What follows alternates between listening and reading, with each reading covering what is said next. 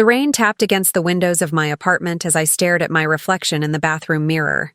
Today marked exactly 3 years since I had founded Horizon Analytics, a data security company that had grown from my living room to a respectable office in downtown Seattle with 42 employees.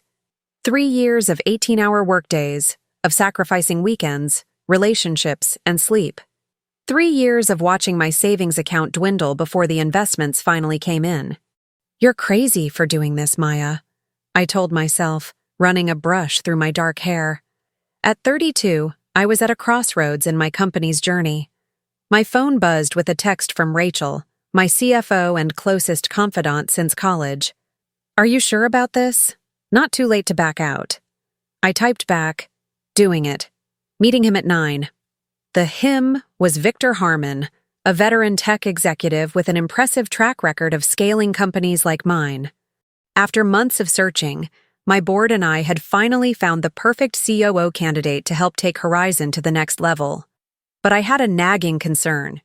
In our industry, female founders were still treated differently. I'd experienced it firsthand.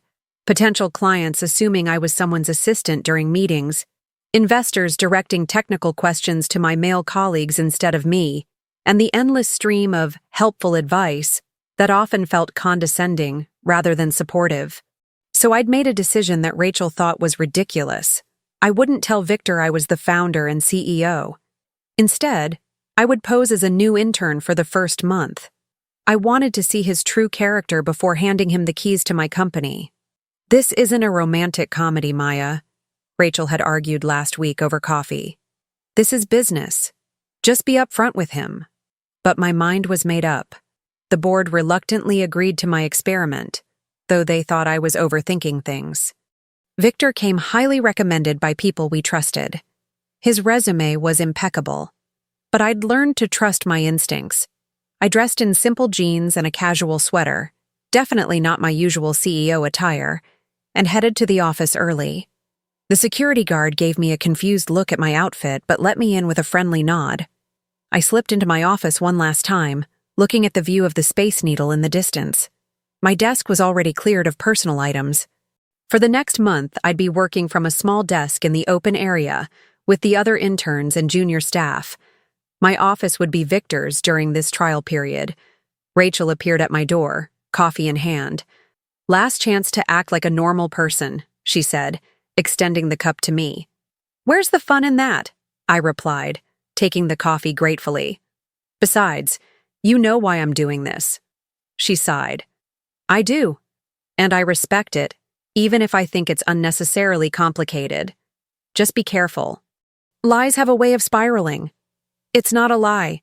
It's an omission for research purposes," I said with more confidence than I felt.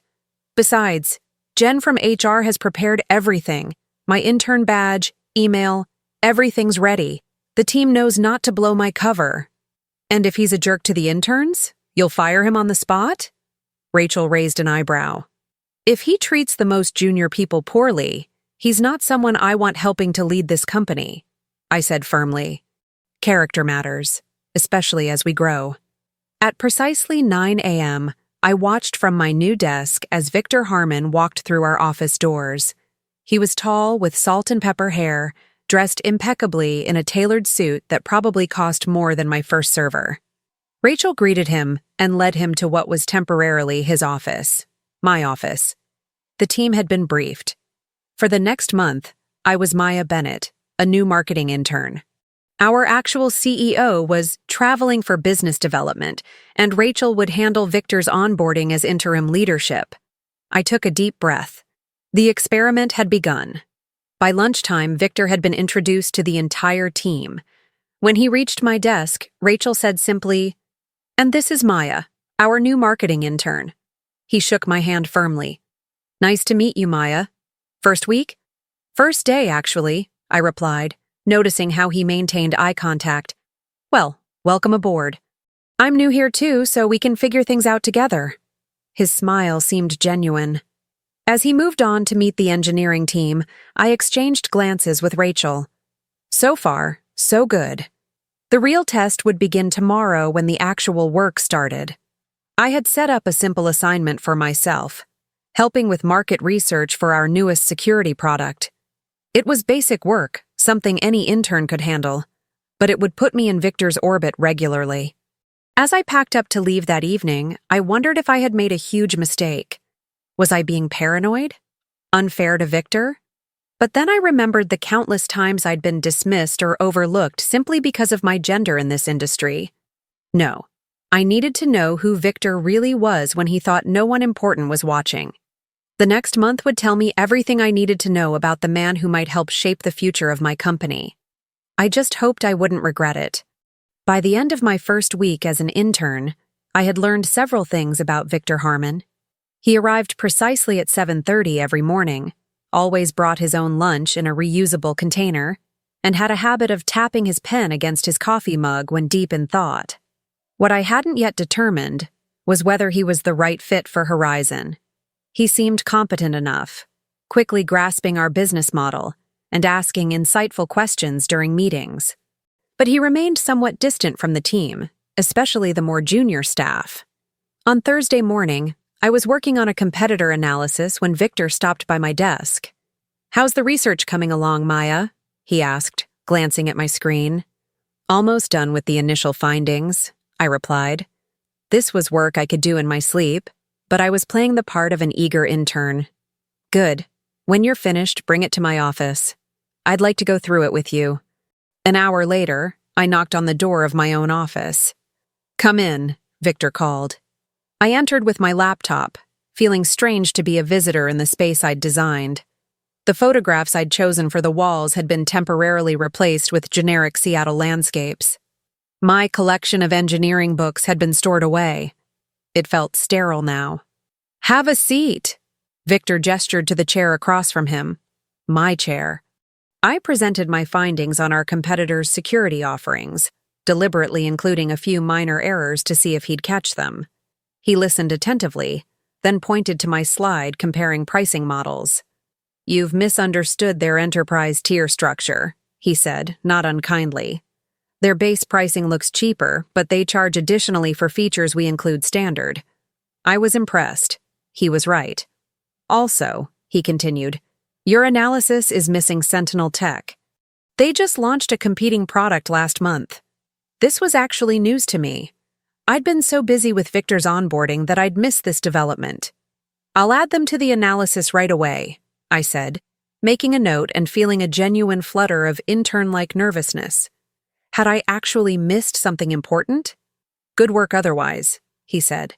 "You have good instincts for this industry. How did you end up interning here?" I gave him the backstory we'd prepared, that I had a background in marketing but was interested in pivoting to tech, specifically security. "It's an important field," he nodded, "and growing more crucial every day. Most people don't realize how vulnerable their data is." "That's what drew me to Horizon," I said truthfully. "The mission of protecting people's information matters to me." He seemed to appreciate that answer. Too many people in tech just chase the money or the prestige. Finding people who care about the actual impact is rare. As I left his office, I felt conflicted. He'd been respectful and even encouraging. But was he always like this, or was he still on his best behavior as the new executive? The following week gave me more insight. I observed Victor in various settings: team meetings, one-on-ones with department heads, client calls. He was unfailingly professional, though I noticed he seemed more engaged with the technical and sales teams than with marketing or customer support. On Wednesday afternoon, I was in the break room when I overheard him speaking with Derek, our head of engineering. "The founder's vision is solid," Victor was saying, "but the execution needs tightening. Too many resources scattered across too many initiatives." I froze, coffee mug in hand. Was he criticizing my leadership? "Maya has always prioritized innovation," Derek replied, loyal as ever. I made a mental note to give him a raise. "Innovation without focus burns cash," Victor said. "When she returns from her business trip, we'll need to have a serious conversation about priorities." I slipped out before they noticed me, my mind racing. His criticism wasn't entirely wrong. We had perhaps launched too many projects simultaneously. But his dismissive tone bothered me. The real turning point came during the third week of my experiment. We were facing a server crisis on a Thursday evening.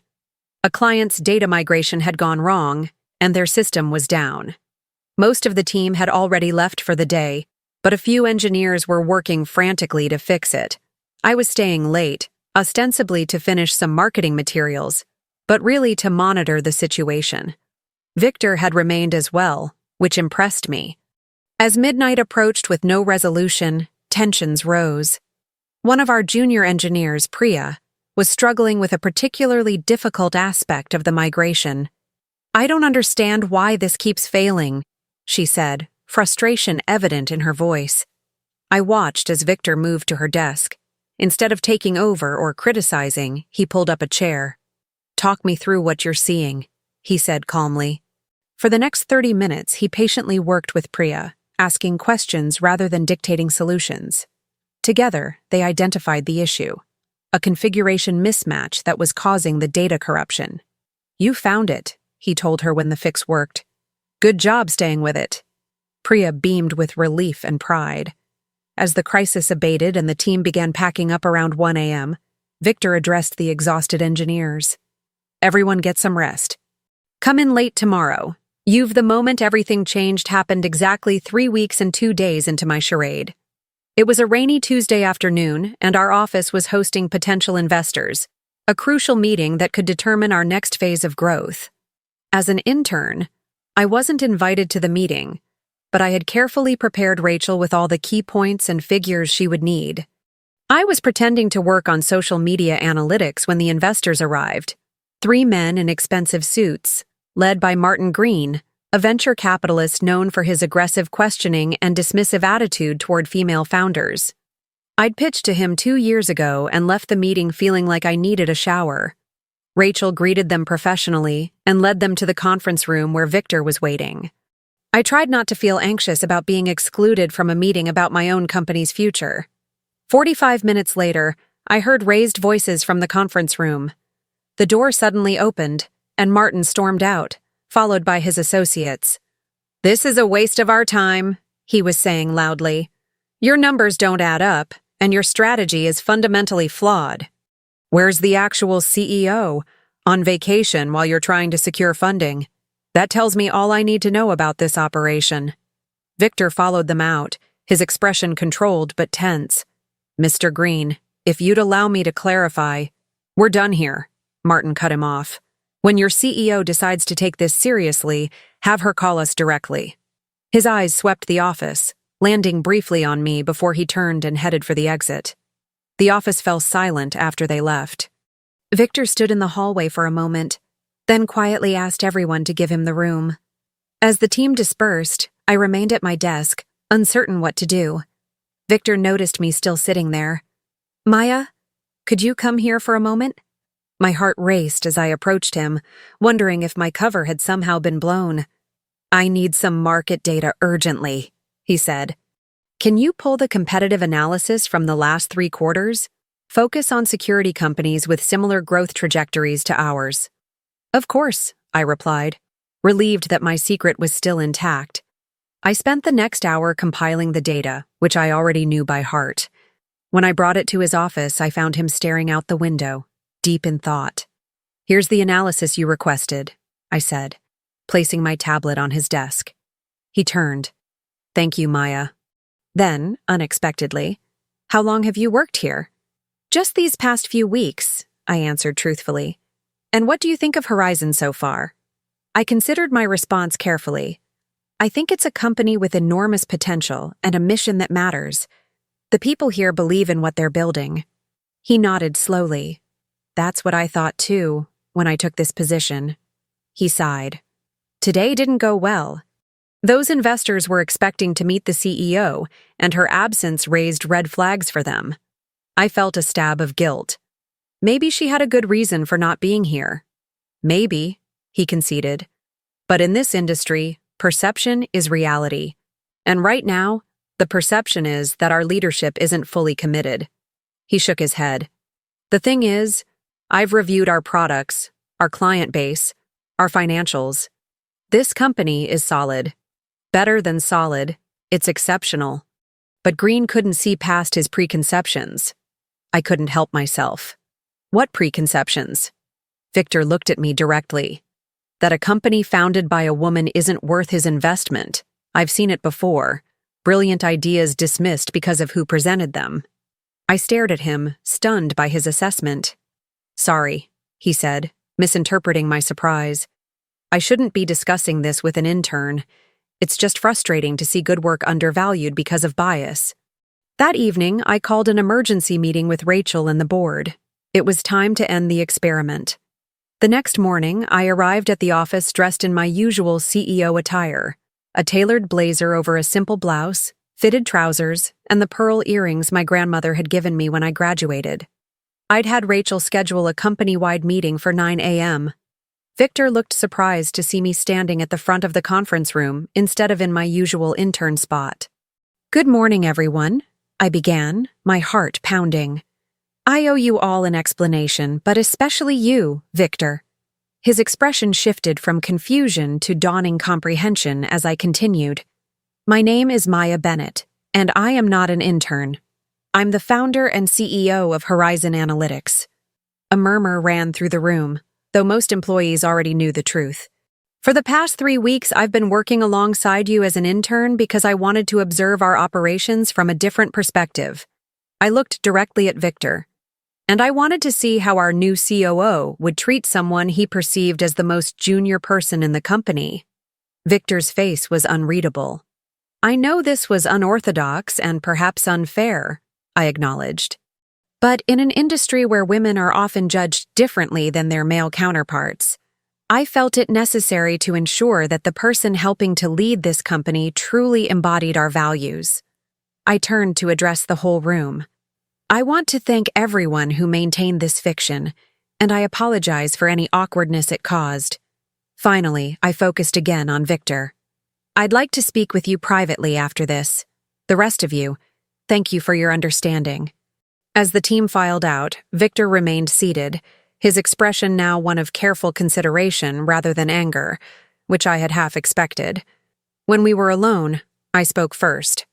You have every right to be upset. I'm not upset, he replied slowly. I'm processing. It's not every day you discover your intern is actually your boss. A hint of a smile played at the corner of his mouth. I can explain my reasoning, I offered. You already did, he said. And while unconventional, I understand it. He paused. In fact, it speaks volumes about your commitment to building the right culture here. So you're not resigning on the spot? I asked, only half joking. Are you kidding? After what I said to Green yesterday? Now I'm even more motivated to prove him wrong. Victor leaned forward. Look, what you did was unusual, but I respect the intention behind it. You wanted to protect what you've built. I get that. I felt a weight lifting from my shoulders. About yesterday's meeting. We'll regroup and approach different investors, he interrupted. Ones who can see beyond their biases. The fundamentals of this company are strong. You've built something remarkable here, Maya. For the first time in weeks, I allowed myself to truly relax. So, partners? I extended my hand. He shook it firmly. Partners. The weeks following my revelation were a whirlwind of activity. Victor and I established a new rhythm, working side by side to refine our strategy and prepare for another round of investor meetings. With him focused on operations and me leading product development and vision, we made an unexpectedly effective team. We need to target investors with a track record of backing female founders, Victor suggested during one of our planning sessions. Not because we need special treatment, but because those investors have proven they evaluate businesses on merit rather than bias. I nodded, impressed by his insight. I have a few connections at Athena Ventures we could approach. A month after the disastrous meeting with Martin Green, we found ourselves preparing to pitch to a different group of investors, a diverse panel from Athena Ventures, led by their founding partner, Elaine Wong. The night before the pitch, I stayed late at the office reviewing our presentation one last time. To my surprise, Victor was still there too. Nervous about tomorrow? He asked, bringing me a cup of tea. A little, I admitted. These opportunities don't come along every day. He sat across from me. Can I ask you something? That day with Green, when I said the company was exceptional, did that influence your decision to reveal yourself? I considered this. Partly. But it was more what you did during the server crisis with Priya. How you treated her showed me who you really are. I had no idea I was being tested, he said with a slight smile. That was the point, I replied. People show their true character when they think no one important is watching. The next morning, our presentation to Athena Ventures went smoothly. Victor and I complemented each other's styles, my passionate vision balanced by his pragmatic execution plans. When Elaine Wong asked about our working relationship, given how recently Victor had joined, we exchanged a glance. We had an unconventional start, I acknowledged with a smile. But it gave us a solid foundation of trust. Unconventional how? Elaine inquired. Victor answered before I could. Let's just say Maya has unique methods for ensuring cultural fit. 2 weeks later, we received the news. Athena Ventures was investing $12 million in Horizon Analytics at a valuation that exceeded our expectations. The funding would allow us to expand our team, enhance our product offerings, and move into international markets. The office celebration that Friday evening was joyful chaos. As I watched my team laughing and chatting, pride swelled in my chest. We'd come so far from those early days working out of my living room. Rachel sidled up next to me, champagne in hand. Admit it, your crazy intern scheme actually worked out. Pure luck, I laughed. I wouldn't recommend it as a standard hiring practice. I don't know, she mused. Maybe all CEOs should try being interns in their own companies occasionally. Keeps you humble. Across the room, Victor was deep in conversation with our engineering team. Catching my eye, he raised his glass in a silent toast. Later, as the party wound down, Victor and I found ourselves alone on the office balcony, looking out at the Seattle skyline glittering against the night sky. I've been meaning to ask, he said. That competitor analysis you did as an intern, was it deliberately flawed to test me? I laughed. The errors, yes. But I actually didn't know about Sentinel Tech's new product. That was a genuine miss on my part. So I taught the CEO something, he said with satisfaction. Don't let it go to your head, I replied. But yes, you did. We stood in comfortable silence for a moment. You know, Victor finally said, when I took this job, I thought I was joining a promising company with solid leadership. I had no idea I was joining a founder brave enough to become an intern in her own company to protect what she'd built. Brave or slightly unhinged, I joked. The jury's still out. He turned to face me, his expression serious. What you did took courage. And it shows how much you care about this company and the people in it. That's rare, Maya. And it's why Horizon will succeed. Looking out at the city lights, I felt a sense of peace settle over me. The path forward wouldn't be easy. It never is in this industry. There would be technical challenges, market shifts, and probably more biased investors like Martin Green.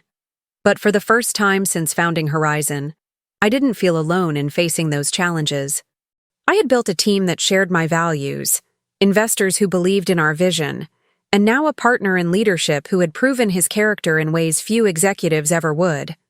My unconventional experiment had been a risk, but like most risks I'd taken in building this company, it had been worth it. Sometimes you have to step out of your comfort zone, or in my case, step down from your position temporarily, to truly see what you've created and what it needs to grow. As Victor and I turned to head back inside, I couldn't help but smile at the thought of how this story had unfolded. From founder to intern and back to CEO, it wasn't the traditional path to success, but then again, I'd never been particularly interested in tradition. What mattered was building something meaningful, surrounding myself with people of integrity, and staying true to my vision, even if that sometimes meant pretending to be just an intern.